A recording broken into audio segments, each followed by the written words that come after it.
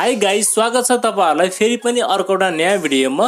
Guys, Redmi Note 12 सिरिजका लगभग 5-6 वटा स्मार्टफोनहरु lunch भइसकेका छन्, जसमध्ये Redmi Note 12 5G, Note 12 Pro, Note 12 Pro Plus र अरु चाहिँ एक्सप्लोर एडिसन रहेका छन्। र यो भन्दा पहिला मैले Redmi Note 12 Pro 5G स्मार्टफोनको बारेमा भिडियो बनाएको थिएँ। यदि तपाईहरुले त्यो भिडियो हेर्नु भएको छैन भने म तपाईहरुलाई आई बटनमा लिंक राखिदिने छु, तपाईहरु त्यहाँ गएर चाहिँ त्यो भिडियो हेर्न सक्नुहुनेछ। र त्यो भन्दा पहिला यो भिडियो चाहिँ पुरा हेर्नु होला।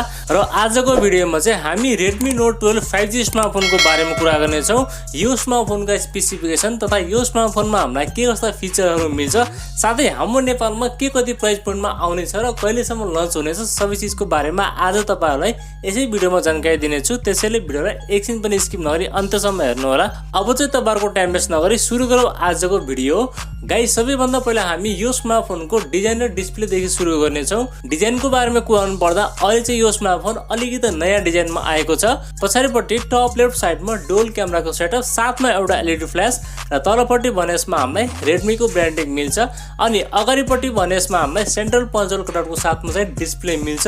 पछिल्लो समयमा लन्च भएको Redmi Note 11 भन्दा अहिले चाहिँ यो स्मार्टफोनको पन्चोल कटआउट एकदमै सानो रहेको छ, जसले गर्दा यो स्मार्टफोनको डिजाइन चाहिँ एकदमै बवाल रहेको छ।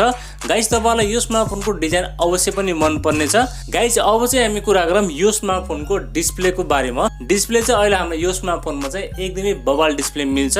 डिस्प्लेको बारेमा कुरा पर्दा यसमा चाहिँ हामीलाई 6.67 इन्चको FHD plus super AMOLED display मिल्छ। साथमा ब्राइटनेसको बारेमा कुरा पर्दा यसमा चाहिँ हामीलाई 1200 निट्सको चाहिँ ब्राइटनेस मिल्छ। यदि तपाईहरुले यो स्मार्टफोनलाई डाइरेक्ट सनलाइटमा युज गर्दा पनि तपाईलाई भिजिबिलिटीको चाहिँ कुनै पनि समस्या हुने छैन। र गेमिङको लागि 120 हर्ट्ज को फास्ट रिफ्रेश रेट पनि यसमा हामीलाई मिल्छ। साथमा 20:9 को एस्पेक्ट रेशियो र 395 को चाहिँ PPI डेन्सिटी रहेको छ। गाइज, ओभरअलमा डिस्प्लेको बारेमा भन्नु पर्दा डिस्प्ले क्वालिटी चाहिँ सुपर्ब रहेको छ। तपाईहरुलाई चाहिँ यो डिस्प्लेमा कन्टेन्ट वाचिङको लागि र गेमिङको लागि चाहिँ एकदमै बवाल डिस्प्ले हुनेवाला छ। डिस्प्लेको मामलामा तपाईहरुलाई कुनै पनि शिकायत आउने छैन। परफर्मेन्सको बारेमा कुरा पर्दा यसमा चाहिँ हामीलाई Qualcomm Snapdragonको 4 Gen 1 चिपसेट मिल्छ।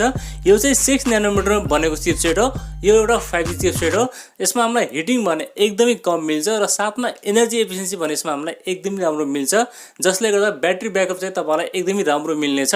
र CPU पर्फर्मेन्सको बारेमा कुरा पर्दा यसमा चाहिँ हामीलाई 2.0 GHz को दुईवटा Cortex A78 र अर्को भने 1.8 GHz को 6 वटा Cortex A55 CPU यसमा हामीलाई मिल्छ, जसले गर्दा यसमा हामीलाई डे टु डे पर्फर्मेन्स एकदमै राम्रो मिल्छ। र यसमा तपाईले गेमिङ भने मिडियम टु हाई सेटिङमा चाहिँ मजाले खेल्न सक्नुहुनेछ। गेमिङको मामलामा यसमा तपाईलाई कुनै पनि शिकायत आउने छैन। साथमा LPDDR4S को RAM टाइप र UFS 2.2 को चाहिँ स्टोरेज टाइप यसमा हामीलाई मिल्छ, जसमा रिड एन्ड राइट पनि यसमा हामीलाई एकदमै राम्रो मिल्छ। अनि गेमिङ ग्राफिक्सको बारेमा कुरा गर्नु पर्दा गाइज, यसमा हामीलाई Adreno 619 को चाहिँ GPU रहेको छ, जुन भने अक्टाकोर GPU हो। र यसमा गेमिङ ग्राफिक्स पनि हामीलाई एकदमै राम्रो मिल्छ। सफ्टवेयरको बारेमा कुरा गर्नु पर्दा यसमा चाहिँ हामीलाई लेटेस्ट Android 12 मिल्छ आउट अफ द बक्स, र यो चाहिँ रन गर्नेछ MIUI 13 मा रन गर्नेछ। र केही समयपछि यो स्मार्टफोनमा हामीलाई Android 13 को पनि अपडेट मिल्नेछ। र सफ्टवेयर एक्सपिरियन्सको बारेमा कुरा गर्नु पर्दा यसमा चाहिँ हामीलाई डिसेन्ट सफ्टवेयर एक्सपिरियन्स मिल्छ। भेरिएन्टको बारेमा कुरा गर्नु पर्दा 3-4 वटा भेरिएन्ट चाहिँ लन्च हुनेछ।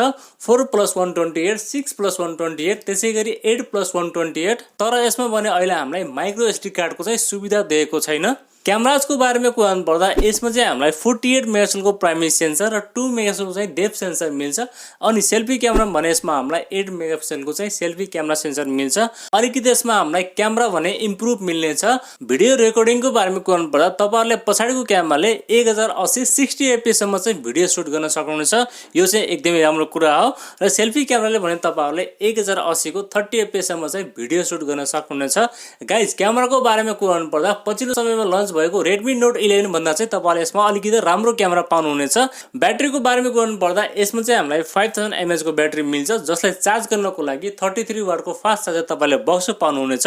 ब्याट्री ब्याकअपको बारेमा गर्नु पर्दा यसमा चाहिँ हामीलाई 1.5 दिनको ब्याट्री ब्याकअप चाहिँ मजाले मिल्नेछ। प्राइभेसी एन्ड सेन्सरहरूको बारेमा कुरा पर्दा यसमा चाहिँ हामीलाई साइड फिङ्गरप्रिन्ट सेन्सर मिल्छ, फेस अनलक पनि मिल्छ, चार्जिङको लागि टाइप सी पोर्ट र साथमा 3.5 mm ज्याक पनि रहेको छ।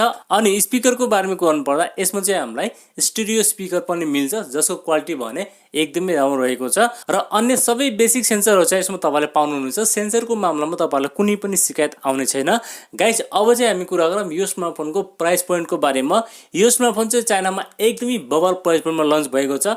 यदि त्यहाँको प्राइसले चाहिँ नेपाली मुद्रामा कन्भर्ट गर्नु पर्दा यो स्मार्टफोन लगभग 20 देखि 25,000 को बीचमा चाहिँ आउनेछ। यदि यो स्मार्टफोन अन्डर 25,000 को प्राइस पोइन्टमा आउँछ भने एकदमै बबल स्मार्टफोन हुनेवाला छ। लेट्स सी हेरौँ अब Xiaomi ले यो स्मार्टफोनलाई चाहिँ हाम्रो नेपालमा के कति प्राइस पोइन्टमा लन्च गर्नेछ र लन्च डेटको बारेमा कुरा पर्दा अलि चाहिँ हामीलाई यो स्मार्टफोनको कुनै पनि अपडेट मिलेको छैन। ल त साथीहरु यदि थियो स्मार्टफोनको बारेमा तपाईलाई यो स्मार्टफोनको स्पेसिफिकेसन कस्तो लाग्यो, साथै यो स्मार्टफोन चाहिँ हाम्रो नेपालमा के कति प्राइस पोइन्टमा आउनु पर्छ त्यो चाहिँ कमेन्ट गर्नु होला। भिडियो मन परेमा एउटा लाइक पनि गरिदिनु होला र यदि नयाँ साथीभाइहरुले हाम्रो च्यानललाई पहिलो पटक हेर्दै हुनुहुन्छ भने प्लिज हाम्रो च्यानललाई सब्स्क्राइब राख्नु होला। अर्को भिडियोमा भेट्ने बाचा गर्दै आजलाई बिदा लिन्छु। हवस्, धन्यवाद। जय नेपाल।